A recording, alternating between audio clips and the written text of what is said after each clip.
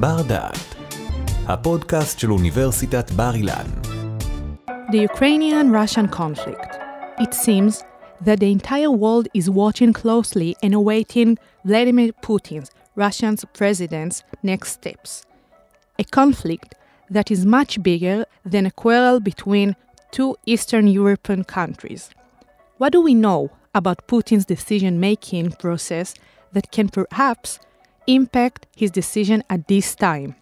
Could it be possible that the same KGB officer who at the time of the fall of the Berlin Wall and the collapse of the Soviet bloc, who resided in Dresden at the time and saw how the German protesters marched and celebrated the change, is interested in restoring Russian glory at all costs?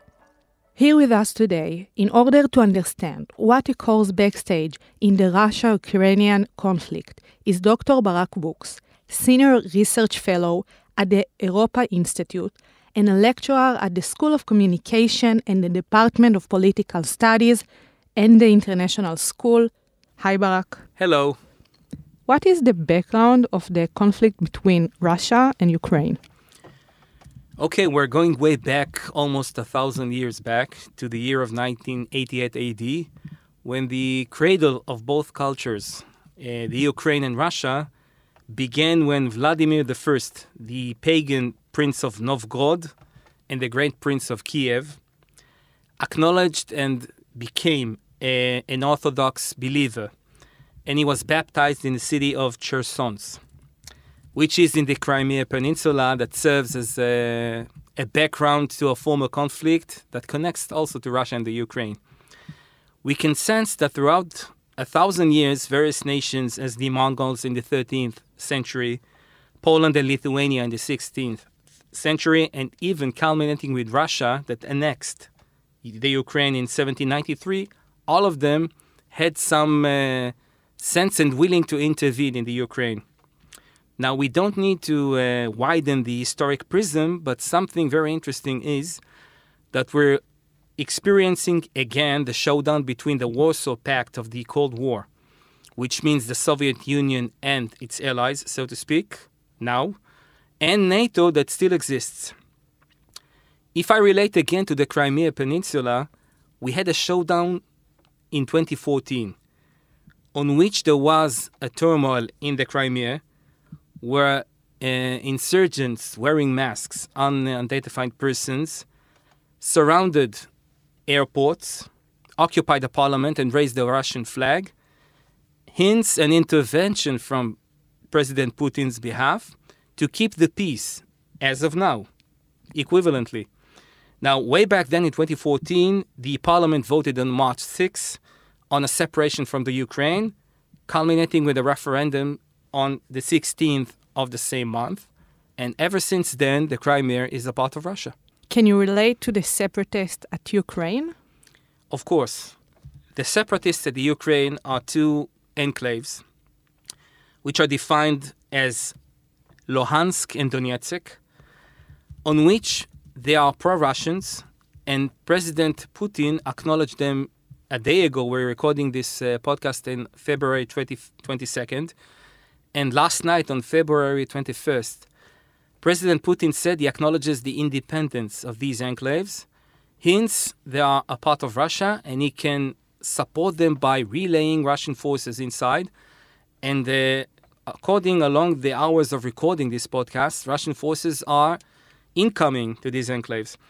Now, I can relate to a story in the New York Times that published the experience of a youngster named Gleb Yegorov, age 17. And he's an eyewitness to a personal story of somebody that fled from one of these enclaves, which is called the People's Republic of Luhansk. And he said that he was interrogated over there for 8 hours, consecutive 8 hours. It was very appalling, and he does not want to go back to this enclave. Now, I want to ask the question and raise the question, why is it so relevant? The relevance is that these enclaves were not so relevant and significant up till now. They were even considered, according to the New York Times, as an oddity. But when President Putin acknowledged their independence, he opened a back door to relay his army, the Russian army, inside the Ukraine. And it's very, very equivalent. We can draw a parallel to 1938, on which Czechoslovakia had a protected border between Germany and their country. And once Hitler said that the Sudeten enclave or citizens were a part of the Third Reich, the Munich Accords gave him this land. And once German forces were inside Czechoslovakia, they could have continued as they did to conquer the whole country. Now, as we're recording this podcast, things are developing. We cannot predict the future, but this is an opening, if we relate to historic events, to entering Ukraine from inside the country. What can we learn about the decision-making process leading Putin through the steps he's taking in the current conflict with Ukraine? This is a very interesting question because the basis to each and every decision is the head, so to speak, of the leader. Now, if we speak on a regular decision-making process, a rational process, we're talking about an organized state that has the head of the state, whether a king, a president, or a prime minister, and he has regulatory bodies like at the States, we're talking about the National Security Council, or holding meetings in the cabinet as in the UK, on which each and every decision is channeled through a balance of whether it's good or bad, an economic calculation, whether I should take a certain decision or reject it. There is a discussion, and on many, many times there is a freedom of speech to each and every party to oppose and present opposite opinions. If we're talking about Vladimir Putin, we're seeing a centralized government on which his opinion counts and the others cannot pose an opposing opinion. And he was raised, I was talking up till now on a rational decision-making process, as he was raised in the Soviet Union. In every personal decision-making process, we relate to the memories of the person, his beliefs, his background, and everything. His experience is the Great Patriotic War of the Soviet Union, the Cold War between the West and the East. He witnessed the collapse of the East, where he served in East Germany. And all of these nuances are the basis to his decision-making process to make Russia great again. Very similar to another great leader that said, make another country great again. Oh, I do not want to relate to other leaders. We're talking about Russia. But it's an interesting comment because if we're talking about previous experiences, we can relate to the Cuban Missile Crisis. A basic book on decision-making process by Graham T. Allison was on the decision-making process throughout the Cuban Missile Crisis. And it was noted that when President Khrushchev of the Soviet Union met President Kennedy, young President Kennedy, his first impression was that he's the senior leader and he can do whatever you want. Now, going back to nowadays, President Putin witnessed the collapse of the U.S. Army in Afghanistan, the proclamations of withdrawing from Iraq, and many, many reports of President Biden, whether he's fit or not, tired or not, strict or not, and culminating with the proclamation of President Biden, I do not want to be engaged in a war, I will not send troops. And President Putin calculated all of that and said, I can do whatever I want. Is it a Cold War all over again? You know what? Many experts say that it is. We can say, first of all, that Russia gathered 150,000 troops, according to a report from February 11th. Since 11 days had passed, the number had mounted. We can say that President Putin, if we relate to the former discussion on the decision-making process, saw the Cold War as a basic event. He sees NATO forces that still exist, while the Warsaw Pact, that was the Soviet alliance, was dismantled in 1991. As a result, various countries that were a part of the Warsaw Pact are now working with NATO. The Ukraine is not a part of NATO, but NATO and the Ukraine are negotiating an alliance. But as Russia and the Ukraine share the same border, the outcome will be NATO forces on the Russian fences. And where are the days of the great Soviet Union? according to Mr. Putin, President Putin, Russia can revive again. I'm going now to NATO. We have well-equipped Russian troops that had two exercises. At the previous month. Yep. Which means they're well-equipped, trained, but NATO is a cluster of a few countries, as the United States and Britain, that offered to provide 8,000 troops to Poland, local armies, as the Ukraine, and they cannot gather a number of 100,000 or 150,000 forces without training them, without forming a joint command, without making some exercises and see how everything works. It is not an equivalent situation. Now the advantage is in President Putin's hands because his army is great, large, well-equipped, and well-exercised. NATO still needs the time. The conflict is happening now in February. Why? I would like to relate also to a historic event. When you're talking about the Great War, which is the basics of President Putin's thinking and all over Europe, General Zhukov, who was the commander of the Russian Soviet army, said that they had a secret weapon against the Nazis. Generals January and February. And why is that? Because the snow melts at the end of this month. We're recording this podcast on February 22nd.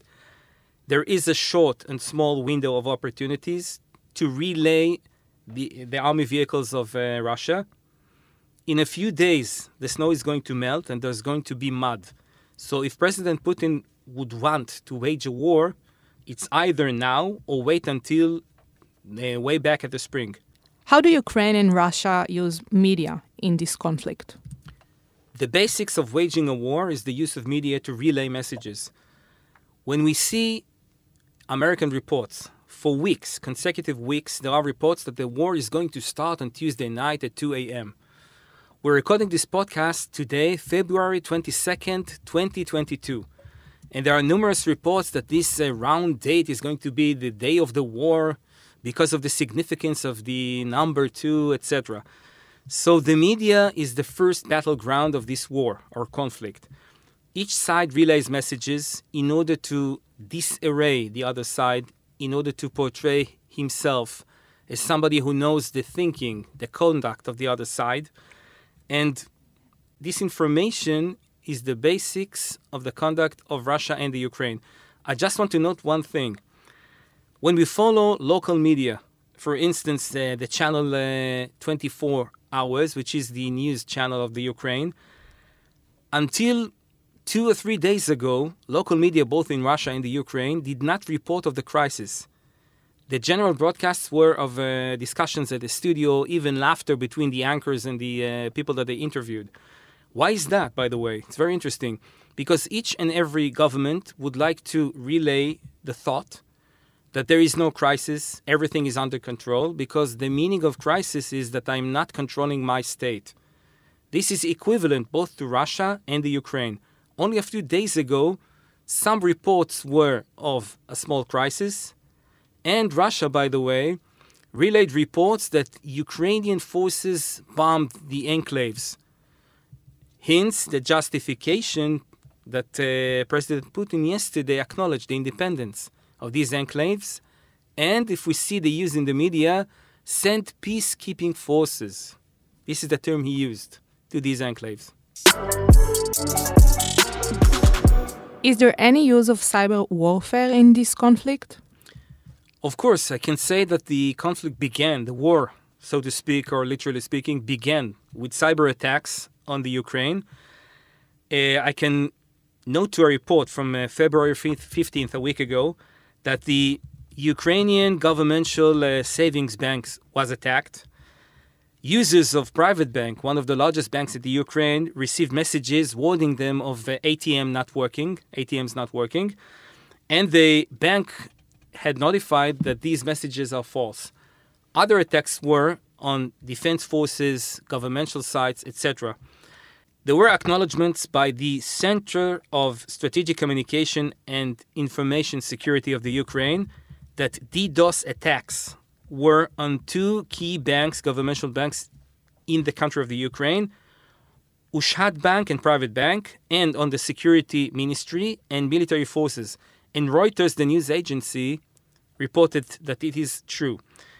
There were other interruptions to the Ministry of Defense and the military forces, their communication grids. And we may say that it might be Russia, but how can we know for sure? We can go back to similar test cases. In 2008, there was a series of attacks on Estonia. And why? Because of a monument, again, relating to the Second World War. As Estonia was a part of the USSR. Yes, and again we see former USSR, former alliances with the Soviet Union, and nowadays things are hectic between independent countries that were part of Russia or the Soviet Union. Now, in 1947, there was a monument in Estonia commemorating fallen soldiers from the Soviet Union, and between 2006 and 2007, there was a protest due to a decision to move these monuments.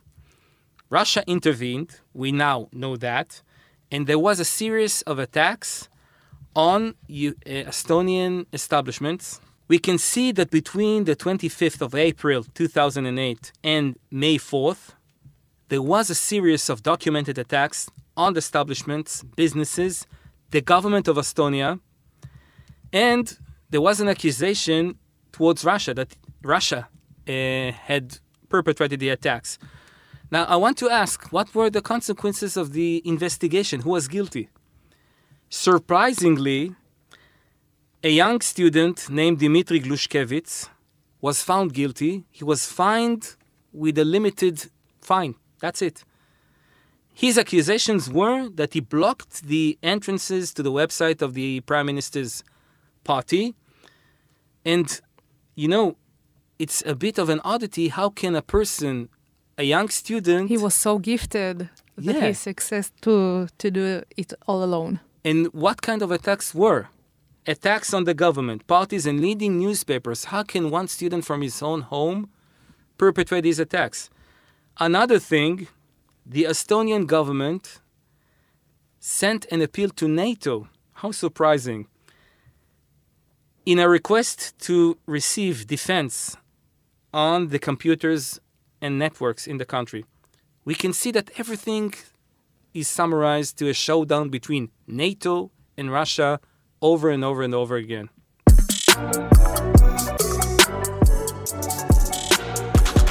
To conclude, is it going to be a war between Russia and Ukraine? You know, this is the million-dollar question. We cannot predict or say what the future is going to be. We can say that today, February 22nd, the situation is that yesterday night, President Putin acknowledged the two enclaves at the Ukraine as independent enclaves, pro-Russian. Russian forces are entering these enclaves.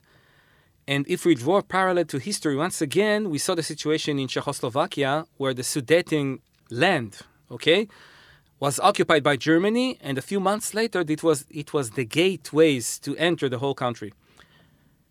Way back then, there were no sanctions from the West. Now, the question is, what kind of sanctions will the West wage on Russia? In 2014, when Russia annexed the Crimea Peninsula, there were no sanctions from the West. President Biden said we're going to wage a significant amount of sanctions against Russia. There are NATO forces which are gathering to meet any invasion. The question is whether all of these steps are going to be strict, concrete, and whether the decision makers in the West are going to take the decision and meet any future showdown. Dr. Barak Bouks, thank you for this conversation. Thank you so much. תודה שהאזנתם לבר דעת. מיטב המרצים והחוקרים של בר-אילן בחרו עבורכם את הנושאים המסקרנים ביותר מתחום התמחותם. התוצאה? ספריית פודקאסטים משובחת שכולה זמינה לרשותכם. בר-אילן, משפיעים על המחר היום. ערכה והפיקה שי K. תודה על ההאזנה.